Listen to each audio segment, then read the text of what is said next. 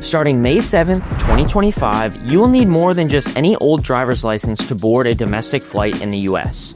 The Real ID deadline is finally here, and if you're not prepared, you could be stuck at security. So what exactly is a Real ID? Do you need one? How do you get one? And what happens if you don't have it?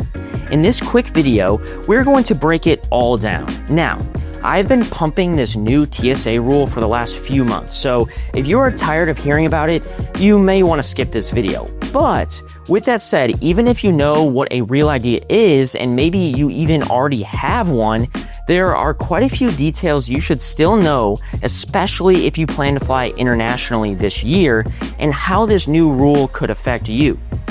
You really do not want to get turned away from your flight, so that is why every detail surrounding this rule is important.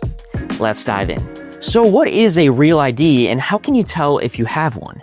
A Real ID is a security upgraded state-issued driver's license. The best way to tell if you have one is that on the upper part of your ID, you should see a star-shaped marking. This Real ID is what is going to allow you to continue to board planes and travel domestically here in the US. There is a good chance that you already have secured a Real ID, being that the Real ID Act was actually passed all the way back in 2005, and Real IDs have been issued ever since that time. It is just 20 years later that you will now almost have no choice but to get one if you want to travel, with a few exceptions that we will talk about later. So say you don't have a Real ID with that star symbol in the corner. How do you get one?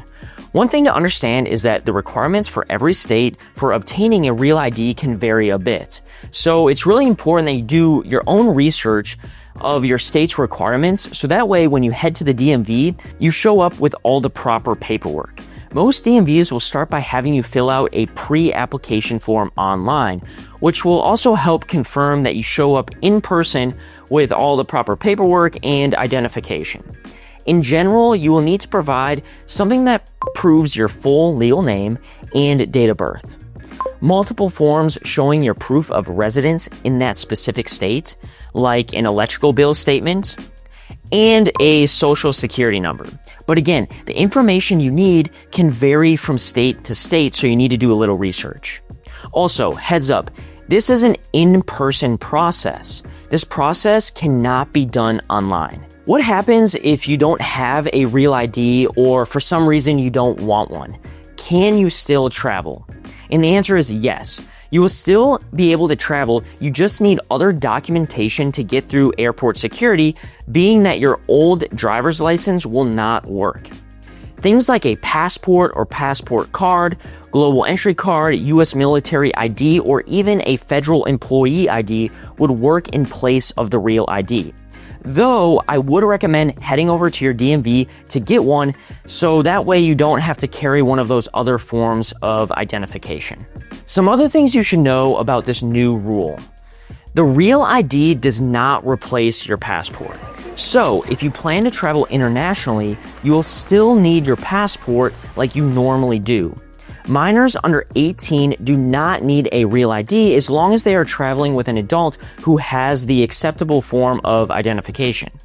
Now, maybe you're watching this video and you're not from the United States, but are traveling to the US. You might be thinking, do I need one of these IDs when traveling through the United States? The answer is no. Your normal passport works perfectly. Only US residents that have an old driver's license, this rule will affect. May 7th is fast approaching, and this new rule change could prevent you from boarding your plane, which you do not want to happen. So you must take this new rule change seriously, and that is why you may have heard about it so much from me and, let's say, other travelers here on YouTube and social platforms. Because I don't want to see any of you get turned away at the airport security because of this new change. Anyways, if you enjoyed this video, please give it a thumbs up, as well as subscribe to our channel for more content like this. We will see you in the next video.